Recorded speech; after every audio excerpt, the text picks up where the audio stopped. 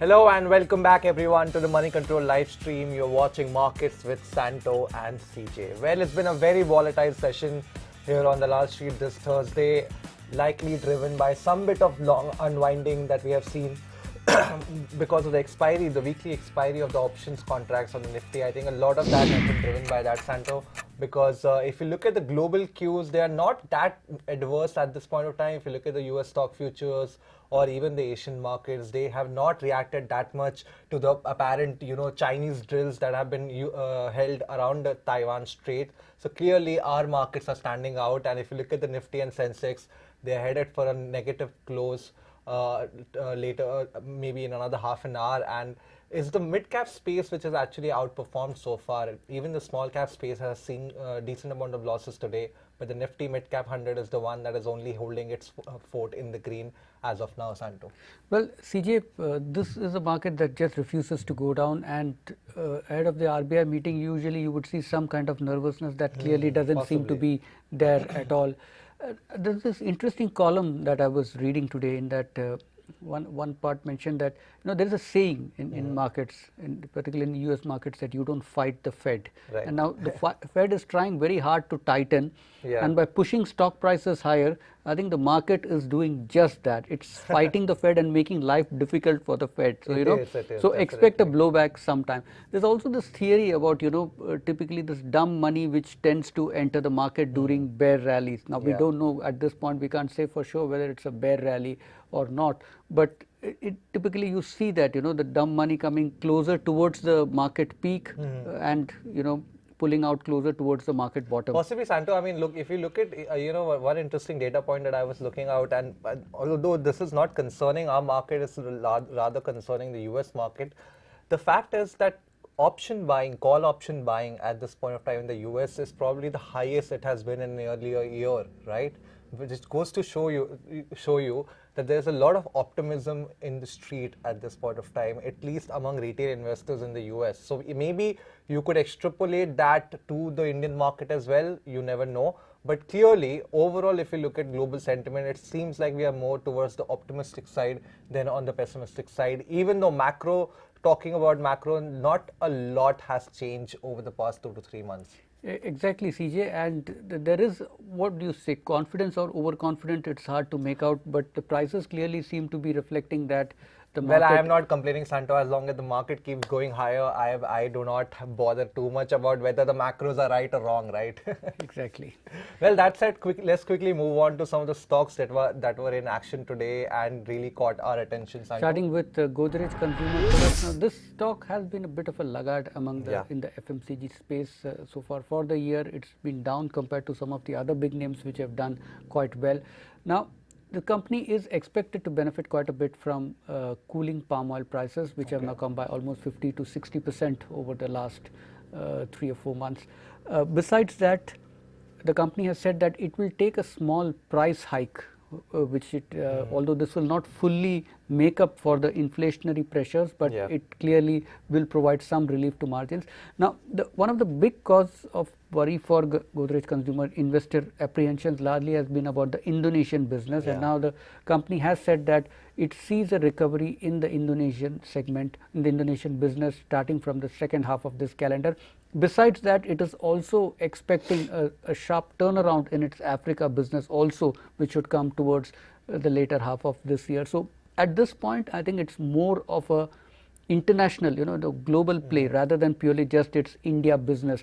The India business, the company expects a mid single-digit growth for this year. Not a very optimistic picture there, but at least the international part of the business should then to some extent make up for it. Well, seems like, Santo, you're playing at a lot of hope here with respect to Godrej Consumer. I mean, for me, I think the June quarter numbers are clearly probably going to cap the upside going ahead for the company. And it's not only been June quarter, the company has been suffering with respect to at least meeting analyst expectation for the past few quarters, even though the entire optimism that was not so long ago with respect to a new CEO coming in, and everybody thought that this will be the turnaround point, but clearly that has not reflected in the earnings for the company yet. I think, of course, that remains the big risk right now, and of course also the big hope whether the new CEO will be able to turn around the ship for the company, whether there will be a new page, that remains to be seen. And this is, of course, an opportunity, but also at the same time an execution risk. If he fails to execute, fails to deliver,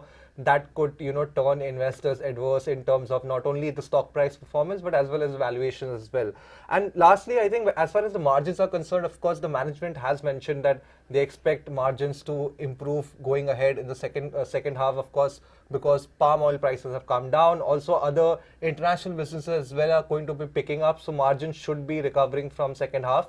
But I think they've also indicated that ad spend is going to remain quite high going ahead, right? Because they are trying to invest a lot in the variety of the brands that they own. So clearly, I think because of the higher ad spend, Santo, I think the margin upside could be capped a little bit in the second half. Well, this is also a stock then, CJ, which has, as I said, it has lagged others. So to that extent, much of the disappointment probably is already reflecting in the stock price. Expectations are running pretty low at this point in time, and typically we look at stocks which are up and running, but the big returns typically come when you are, you probably get in at a time when nobody wants the stock. Right now, Godrej Consumer Products seem to be in one such phase. Well, using your argument against you, Santo, maybe the price is reflecting the true story. Who knows? That said, one stock on my radar today was PI Industries. Of course, not a blockbuster set of reaction from the company, but the stock was quite steady in the market today, rising about 2.5%, 3% on the back of a very sturdy June quarter performance, even though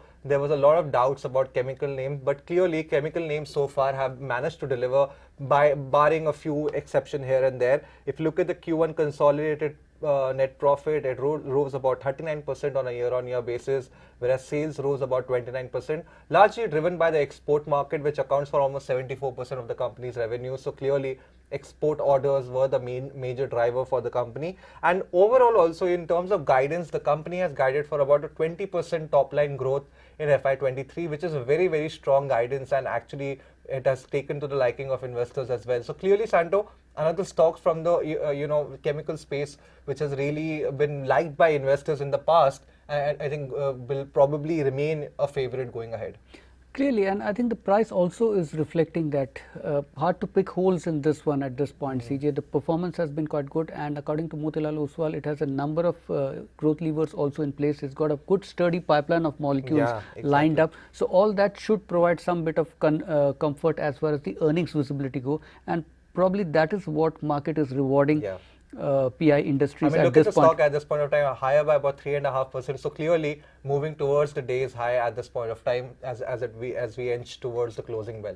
Well, next stock, Lupin. Now this again is a interesting name. A laggard in the pharma space. The stock in fact has been underperforming for quite some time now. It had made its all-time high in 2015, and since then the stock has 7 years almost. It's been a long time since the stock has gone nowhere.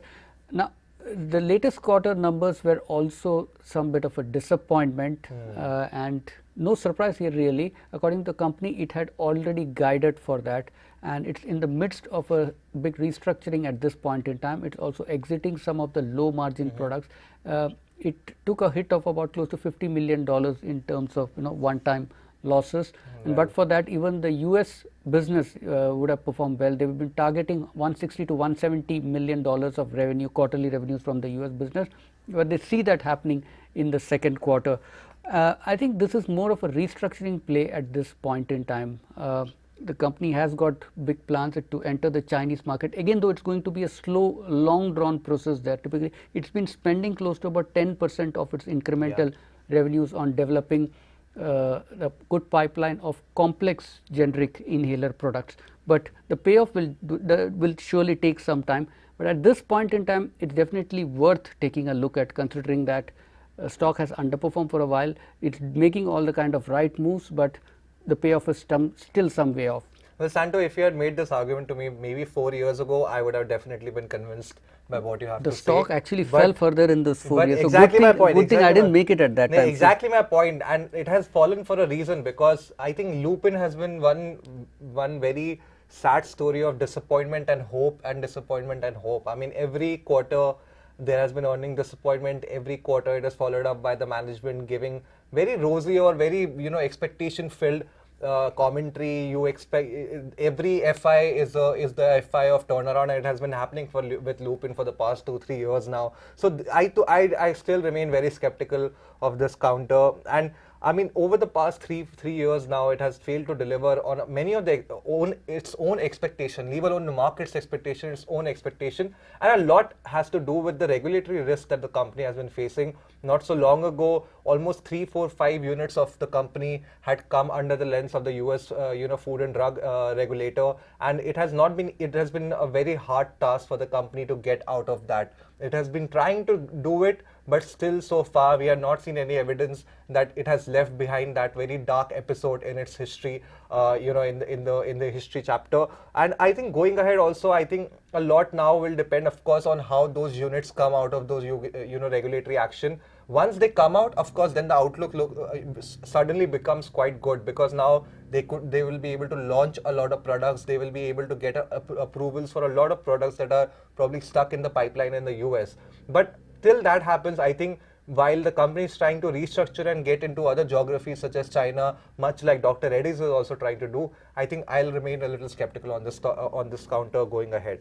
Well, one stock which took a pounding today on the street, Macrotech Developers, or better known as Lodha.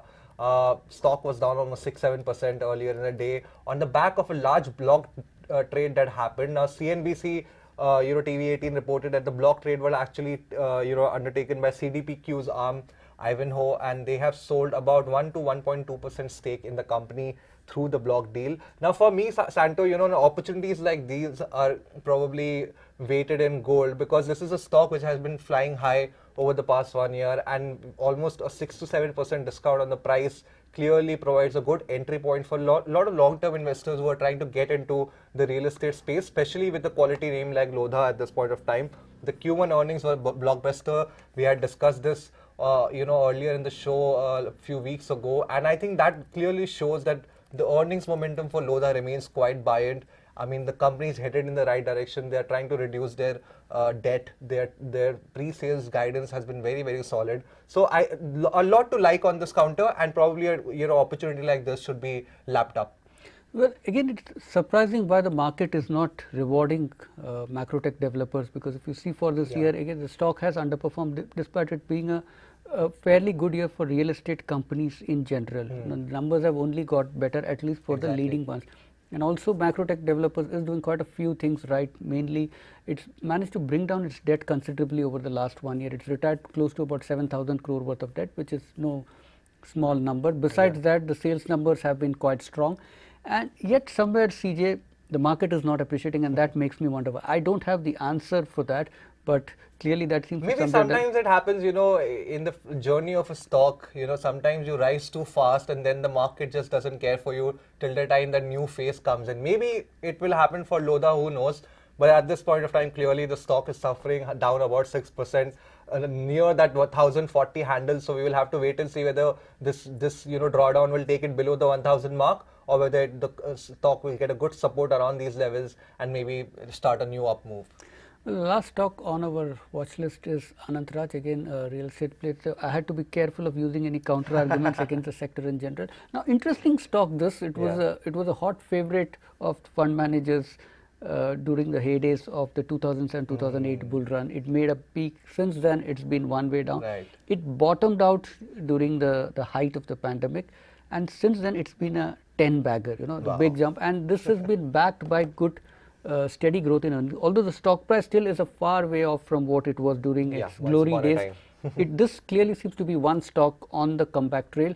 Now, the company is confident of doubling its revenues for this year. It's now sitting on about 550 acres of land, mainly in the Delhi and Haryana belts, and it's planning to develop that. So, quite a few things now beginning to look up for the company, and it looks like market is finally rewarding it. Clearly, Santo, I mean, real estate companies, I think, will remain the flavor of the town for a long time going ahead. If you go by some of the commentaries that the biggest names of the Wall Street and the financial sector has been talking about, real estate space clearly seems to be in a new cycle, and I think probably once this, first, we have seen the first rally in the real estate space, and then we have seen a good drawdown. Now maybe eventually later on we will see a second rally in a lot of these real estate names. That said, let's quickly take a quick check on the market, how we are shaping up, 15 minutes before the close of trade. And clearly, Santo, I think we have had a reversal in the market. Yeah, it's a very, very sharp reversal in the market. The Nifty is now back in the green territory. Barring small cap, actually, most of the Nifty 100 and Nifty 500 are back in the green territory now, just 15 minutes ahead of the closing bell. So clearly, Santo, again, the move repeating just like yesterday. Yesterday also, just before the closing bell, we had seen the market make a sharp reversal. And I think this is showing the appetite of the bulls right now in the market, Santo. Well, there's a lot of strength in the market at this point. One could argue about the volumes being low, but there's no disputing where the prices are at this point in time. There are, at least the sellers seem to have stepped back for the time. Clearly, and look at some of the sectors who are leading the gain. Santo is Nifty IT up around 1.4% at this point of time. Nifty Pharma, the top sectoral gainer, higher by almost 2.5%. So pharma stocks clearly catching fire in late trade at this point of time. And I think the only disappointment would be the fact that the small cap index has not yet turned into the green territory. It's down about 0.2%. So maybe in another 10-15 minutes you could see the small cap index also ending the day in the green territory, and I think that will be a cherry on the top. But overall, a very, very solid day again for the bulls. That's it, Santo. Let's move on to our next segment, and that is on the horizon. And tomorrow, of course, there is no bigger event than the RBI policy meeting's outcome. The MPC's 3-day meeting will conclude tomorrow with the RBI Governor Shaktikanta Das's statement tomorrow morning at 10 o'clock. So that will be the major event that the market will be looking out for, Santo. And apart from that, I think in terms of earnings, we have two nifty earnings coming out, Santo, M&M and Titan. So Titan, I'm sure you'll be watching, keeping an eye out on that one. And Paytm and Nykaa from the new age technology space, those two companies will also be detailing their June quarter earnings. So very, very eventful Friday awaits us. Well, and I'm sure CJ, if Paytm manages to narrow its earnings, CJ will make it sound like a very big event. I'm telling you, Zomato has given the template. I'm telling you, all these new age tech stocks are coming back with a vengeance to, we'll see about that. Well, thank you. With that, it's a wrap on this edition of Markets with Santo and CJ. Please do share your feedback in the comment section below. And as usual, guys, keep following us on the social media links that you can see at the bottom of the screen. And for rest of your financial news, stay tuned to moneycontrol.com and download the Money Control app. We'll catch you again live at 9 a.m. tomorrow. Till then, have a great, great day ahead.